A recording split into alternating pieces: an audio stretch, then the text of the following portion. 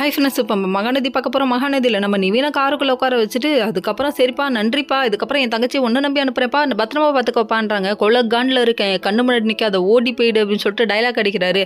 அது மட்டும் இல்லை, உன்னை காதலிச்ச பாவத்துக்கு என்னெல்லாம் பண்ணுமோ எல்லாத்தையும் சிறப்பாக பண்ணிட்டேன். நீயும் உன் புருஷனும் சந்தோஷமாக இருக்கிறதுக்காக என்னை இப்படி கொண்டு வந்து பழிக்காடாக்கிட்டீங்கல்ல அப்படின்னு சொல்லிட்டு கண்ணா பின்னாடி பேசிட்டாரு. பேசின கையோ ஐயோ இவன் இப்படிலாம் பேசுகிறானே, யமுனாவை நம்பி இவனை நம்பி அனுப்புகிறமே அப்படின்ட்டு மனசுக்குள்ளே பயம் வந்துருச்சு. பயந்த கையோட உங்களை நம்பி தான் அனுப்புகிறேன் நிவின்னு சொல்ல, முதல்ல நிற்காத போ அப்படின்னு சொல்லிட்டு கத்தி விட்டாரு. இங்கிட்டு வந்து பார்த்தா நம்ம விஜய் யமுனாவுக்கு ஃப்ரீ அட்வைஸ் கொடுத்துட்டு இருக்காரு. இதுக்கப்புறம் தான் வாழ்க்கையில் பல போர்க்களம் வெடிக்கும், அதை நீ தாங்கிக்கணும், சகிச்சுக்கணும், எல்லாத்தையும் பார்த்துக்கணும். ஏன்னா நீ கான்ஃபிடென்ட்டாக இருந்ததுனால தான் நான் இப்படி பண்ணேன். நீ கொஞ்சம் பொறுமையாக இருந்திருந்தா 2 வீட்லையும் சம்மதம் வாங்கிட்டே நான் உனக்கு கல்யாணம் பண்ணி வச்சிருப்பேன். ஆனால் நீ அப்படி பண்ணவே இல்லை. நிவின் தான் வேணும் இப்பயே வேணும்னு ஆரம்பிச்ச. அதனால தான் நான் இதை பண்ணி வச்சேன். இதுக்கப்புறம் சூழ்நிலைகள்லாம் வேற மாதிரி இருக்கும். மிரட்டி கல்யாணம் பண்ணியாச்சுப்பா, ஆனால் மிரட்டி எதுவும் பண்ண முடியாதுப்பா. அதனால லவ்ங்கிறது பொறுமையாக தான் வரும். நீ பொறுமையாக இருந்து காரியத்தை சாதிக்கணும்னு அட்வைஸ் கொடுக்க, இதெல்லாம் பார்த்து மெய் மறந்து நிற்கிறாங்க நம்ம காவேரி.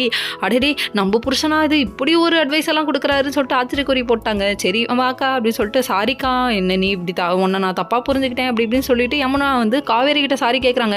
பண்ணுறதெல்லாம் பண்ணிவிட்டு இப்போ சாரி பூரின்னா என்ன அர்த்தம் அப்படிங்கிற மாதிரி இருக்குது. சரி பரவாயில்ல விடுங்க, என்ன பண்ணுறது, தங்கச்சியாச்சு. அதனால அவங்க பொறுமையாக போயிட்டாங்க. இதுக்கப்புறம் எங்கே போகணும்னு சொல்லி கேட்கும்போது நம்ம வீட்டுக்கு தான் போகணும்னு சொல்லிட்டாங்க. ஐயோ அங்கே போனால் போர்க்களம் பயங்கரமாக வெடிக்குமே, போச்சு நம்ம கங்காவை விட நம்ம காவேரியோட அவங்க அம்மா இருக்காங்களே, அவங்க வெடிக்கிற வெடிச்சலை பார்க்கணுமே, எப்படி தான் தாங்க போகிறாங்க. அது மட்டும் இல்லைங்க, அங்கே என்னென்ன செய்ய காத்திருக்காங்களோ அப்படின்னு சொல்லிட்டு பயங்கரமாக பயந்து நடுங்கிட்டு இருக்காங்க. அவ்வளோ பயம் இருக்குது, எதுக்கு கல்யாணம் பண்ணி வச்சிங்க அப்படிங்கிற மாதிரி ஆயிடுச்சு. அதுக்கப்புறம் நம்ம காவேரி பார்க்கறத பார்க்கணுமே, யமுனாவை எல்லாத்துக்கும் காரணம் நீ தாண்டி அப்படிங்கிற மாதிரி இருந்தது. அதுக்கப்புறம் நம்ம நிவின்ட்ட போகலாமா பாஸ் அப்படின்னு சொல்லி கேட்டதுக்கு, பெரிய பெரிய விஷயத்த கேட்டிங்களாட்டுக்கு என்கிட்ட அப்படிங்கிறாங்க, கிளம்புறதுக்கு மட்டும் என்கிட்ட கேட்குறீங்க அப்படின்னு சொல்லிட்டு குத்தி காமிக்கிறாராமா. இதெல்லாம் நாங்கள் தூசியாக எடுத்துக்குவோண்டா அப்படின்ட்டாங்க.